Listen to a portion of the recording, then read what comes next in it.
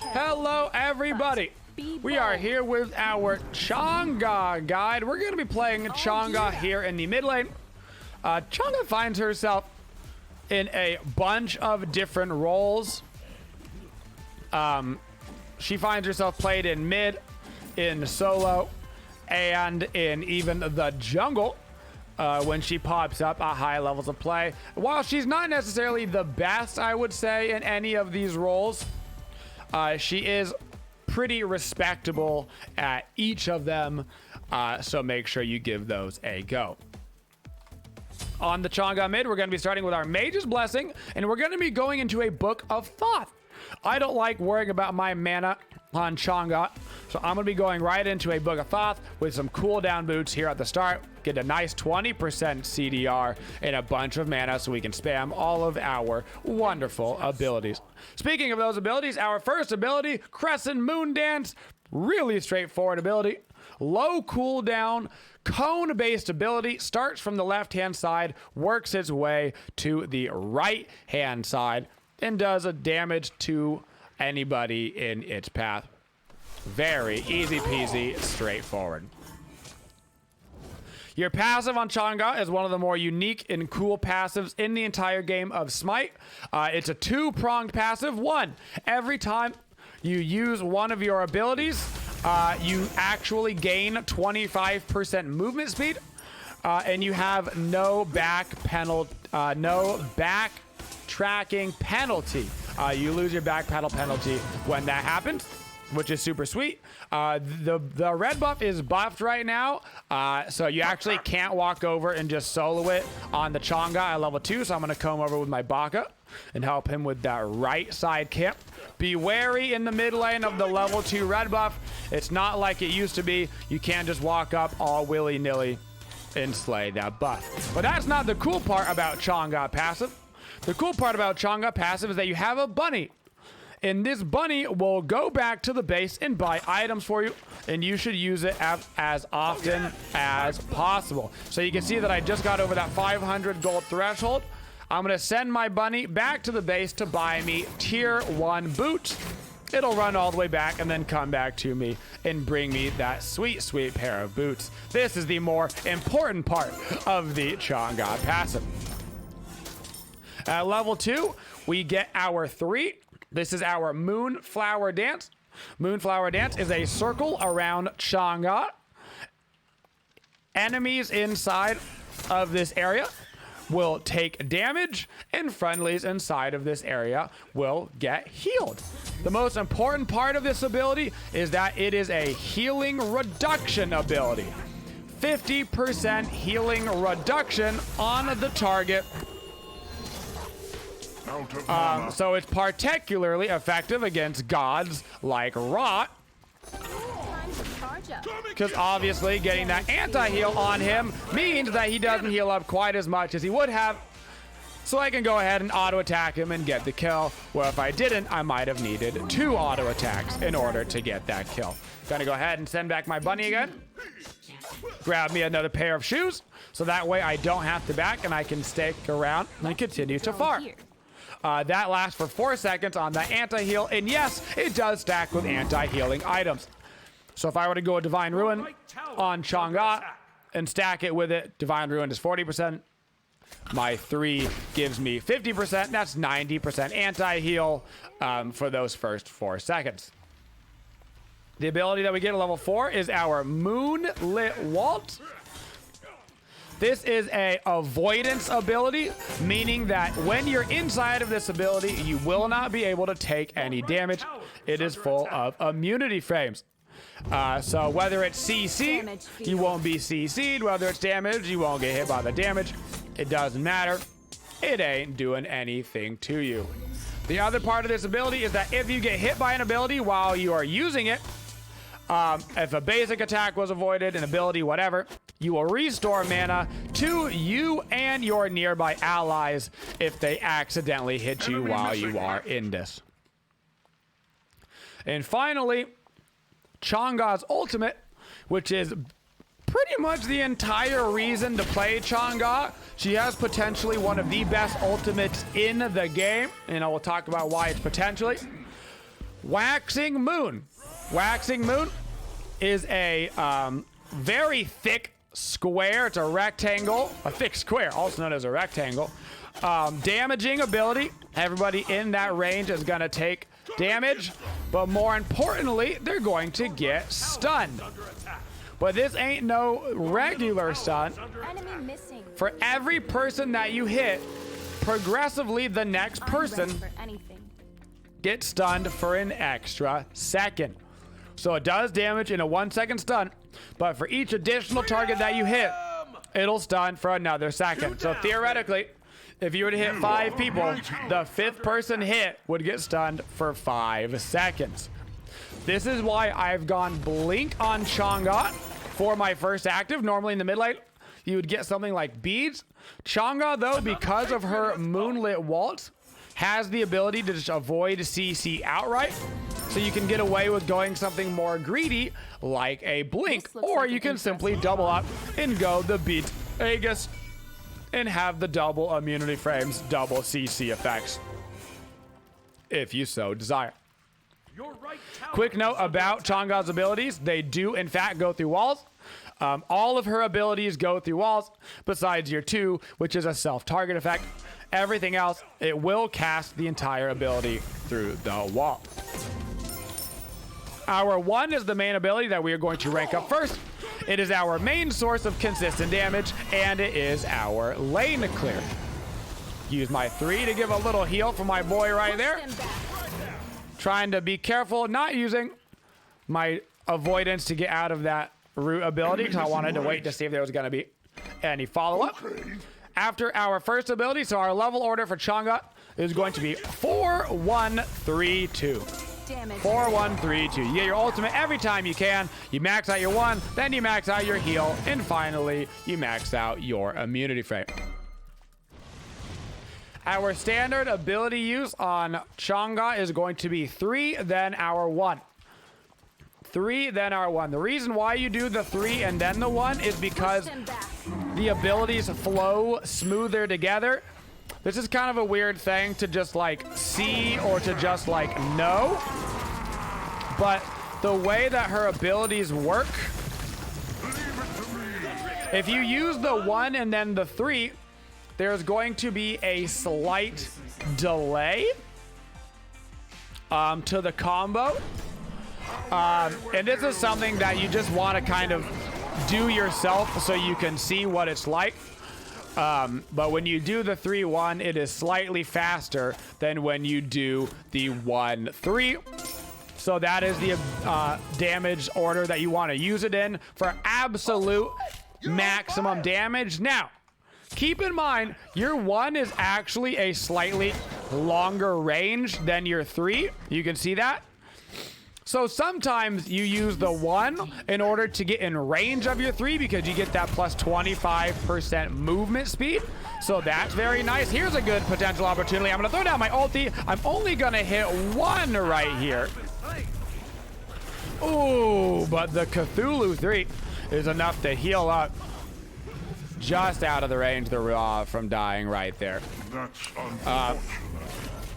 So while in a perfect world, you would use the 3 and then the 1, oftentimes you won't end up doing that just because you're either low on mana. Oh, I got blink, baby. T 3 1.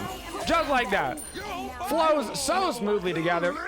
And we love the blink to get us in range of all of these kills. The main reason we have blink is not for that particular iteration, but in order to blink and use our ultimate so we can get ourselves set up for a quick ulti right in the middle of a team fight. That's going to be its main use.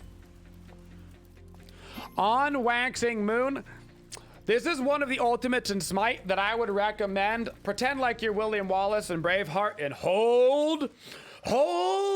You hold this ultimate for the right time. Don't be afraid to really be sitting on it and looking for that beautiful team fight. Oh, now, when you're doing the 1v1, 2v2 fights, like, just go ahead and use it willy-nilly. I'm specifically referring to using this ability in a team fight setting. I'm going to use the ulti right here just to get a quick turnaround. Woo! And I'm going to get sent back to America.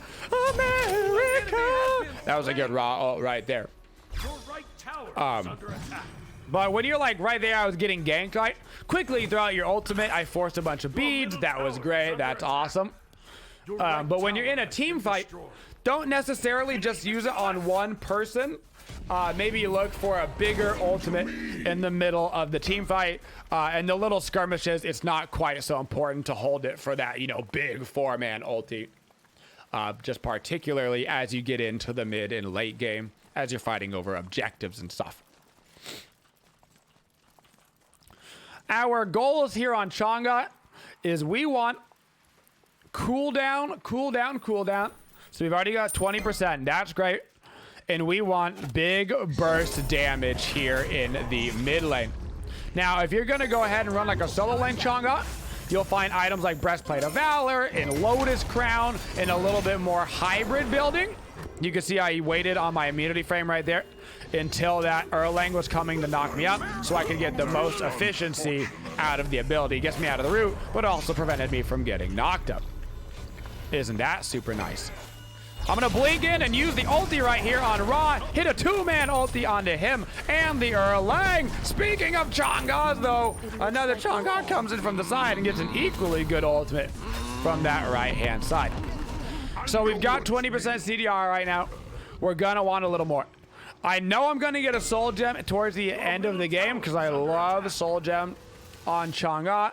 I know that I'm going to get a 500 gold pot towards the end of the game, which is going to give me another 20% cooldown. So I'm not going to get a Chronos pendant, but what I am going to do is I'm going to actually go into this pen tree, and we're really going to abuse this pen tree right now. So looking at their team comp, Cupid healing, Erlang healing, Ra healing, Chang'e healing. So I'm going to go straight into a Divine Ruin. Then I'm going to go into a Spear of the Magus. Then I'm going to go Spear of Desolation. I'm going to run triple down the magical power and penetration tree this game. And I'm going to have so much damage. I'm going to have so much anti-heal between the Divine Ruin and my 3. And we're going to work on countering their composition. Keep in mind, I can always use that bunny to go back and buy me these items. So just constantly be reminding yourself about the bun. Just because your bunny can go back and buy items doesn't mean you shouldn't back. Sometimes I see people just like sitting around with 1 HP, like my bunny will buy my item. And it's like, okay, but you're at 1 HP. Your bunny's not going to buy you, a new HP bar. You know what I'm saying? So there's nothing wrong with backing if you need to go back. Let's keep a drone here. But for little situations like this, I can just go ahead and throw that down. Easy peasy. Got to be careful here in the mid lane. The duo lane is over in mid right now. Luckily, we've got our wards out to try to keep me safe. Gonna grab these mid harpies.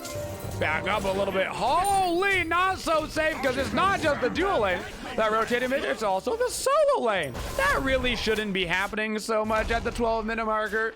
Our solo laner, it seems, has already lost his tier 1 tower as well. So that's just a very hard lane right there over in solo. They seem to be having a rough time.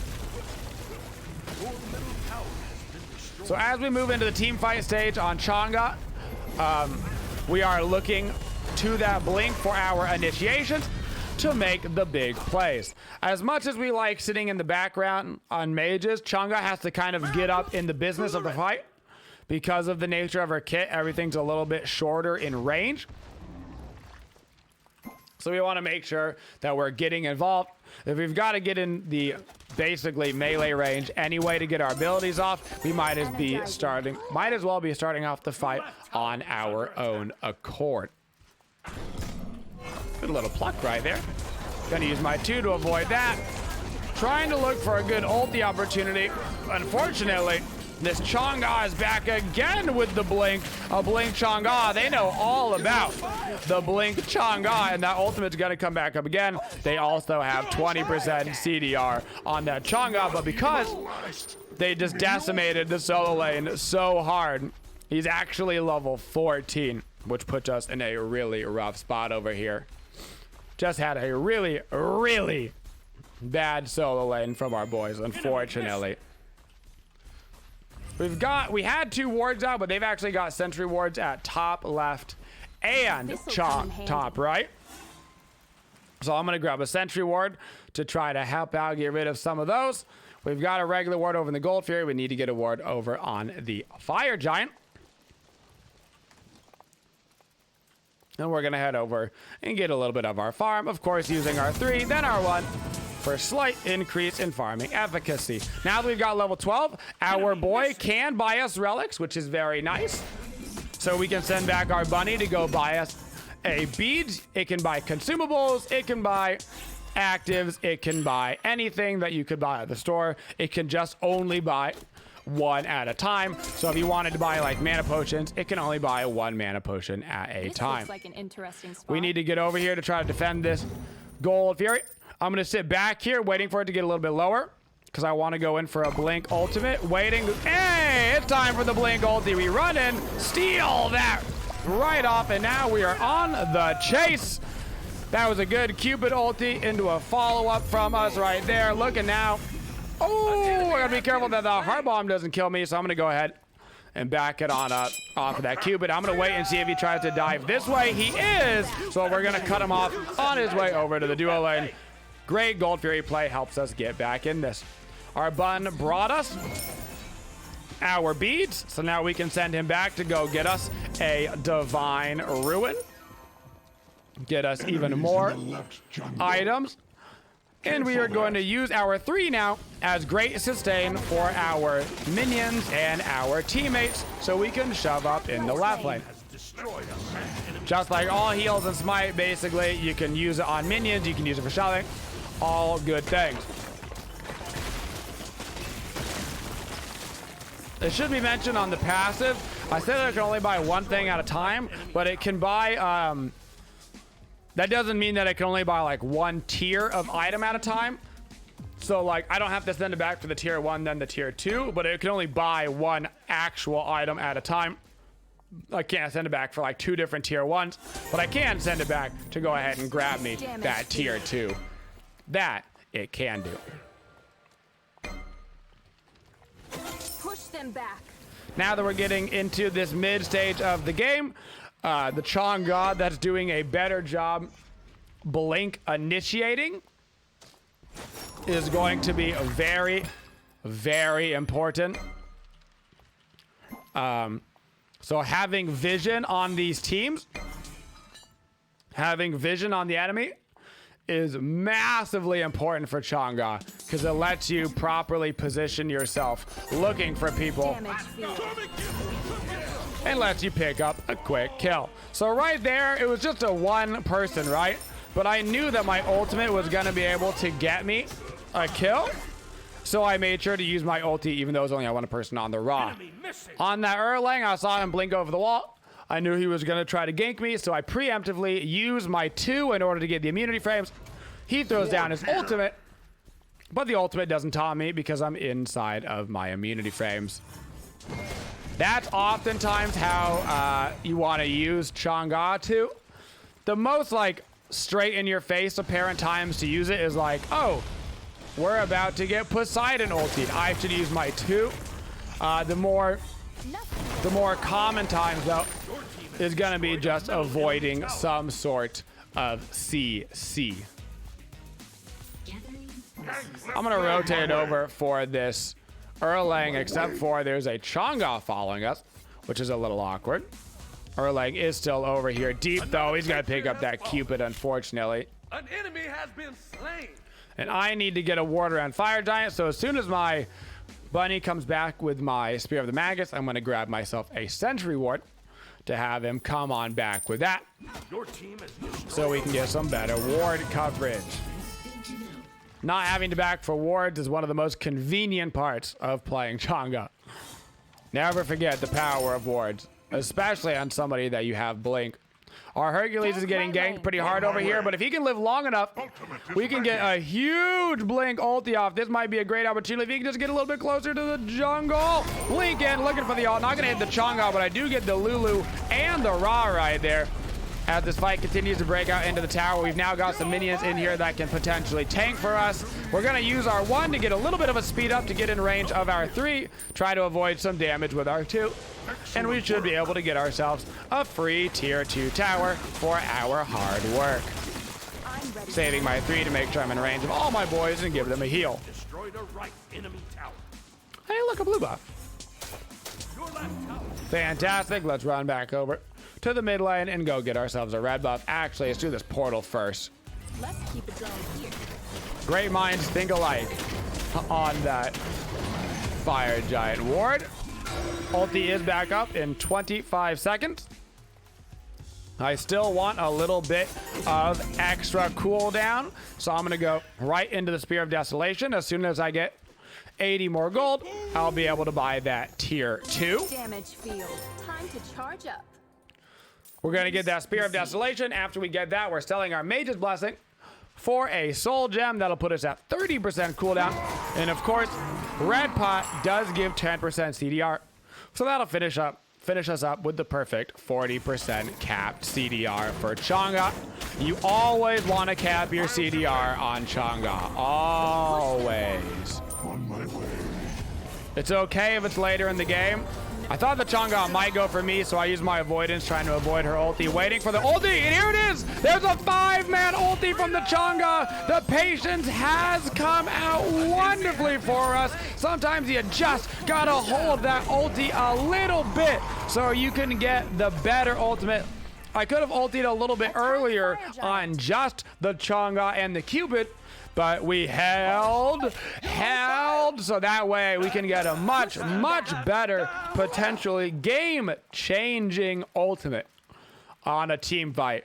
Like I said, when you get to those mid parts of the team fights, you just want to wait a little bit more. Fun little action with Chang'e too as well. You should be able to, you can avoid those little meteors that come down on you as well. You know, nothing wrong with that, just avoiding a little fire giant damage. Why not use it on the objectives that are scary? And now we get ourselves a fire giant. So right now I could use my bunny to buy me Spear of Desolation, but why would I do that? I need to back up anyway. I don't have any HP. I don't have any mana. Might as well back, spend my cash, and then get ready to shove down the lanes. Speaking of lanes to shove down, you always want to shove the left lane. The left lane, whatever side you're on, doesn't matter if you're Order or Chaos, whatever your, excuse me, that is going to be, that's not correct. The left lane, if you are Chaos, wow. This is a hard thing to get out, apparently. English. The left side, if you are Order, and the right side, if you are Chaos. It is always going to be your duo lane side. The reason why you want to shove that lane first for Phoenixes is because it's the farthest away from Fire Giant. The lane farthest away from Fire Giant is the lane that you want to push down first, because if you get the Fire Giant back up again and you have fire creeps over in that duo lane, it means that they're going to have to deal with the creeps farthest away from the Fire Giant. They're going to have to send somebody really far away from where they want to be in order to make this happen. Unfortunately, I didn't even realize that our team had not started walking over to left lane yet. That's partially my bad. I was trying to talk about the Fire Giant stuff, but also partially, yikes, I can't believe we weren't over by the left lane yet. Hopefully this fight ends up turning out okay for us. They did use Lulu ulti and Erlang ulti, and we're going to get Cupid and Chang'e down for that, meaning only Raw ulti is up, so that's going to be just fine and dandy. They've got a 4v3 now, and only one of them has their ultimate up. Here at the end of the game, we are going to sell our Mage's Blessing eventually, but on Chang'e, I wouldn't recommend selling it until you can get the full soul gem. Once you can get the full soul gem, then I would go ahead and sell it. Because I don't want to lose this 10% cooldown that I have right now until I can make sure to replace it, because otherwise I would drop down to 20% CDR. So I'm going to wait until the 400 gold that I get for selling Mage's Blessing puts me over the top for my Soul Gem.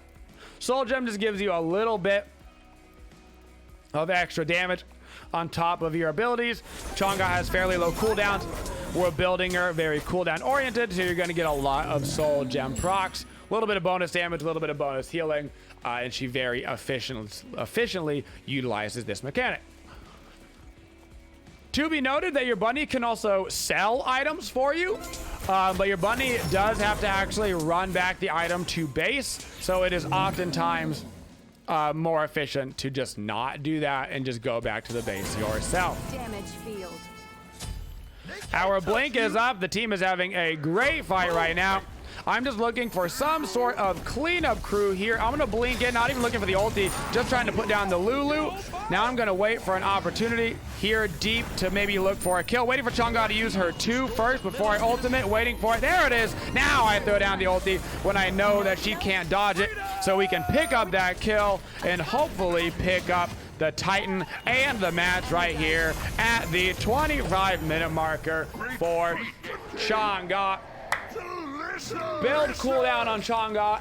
Don't be afraid of being damage oriented when you're playing her in a more damage role like mid or jungle. Make sure to hold your ultimate in those team fights looking for a sweet, I would say 3-man plus is really your sweet spot. And on that same note, don't be afraid to use the ultimate earlier in the game.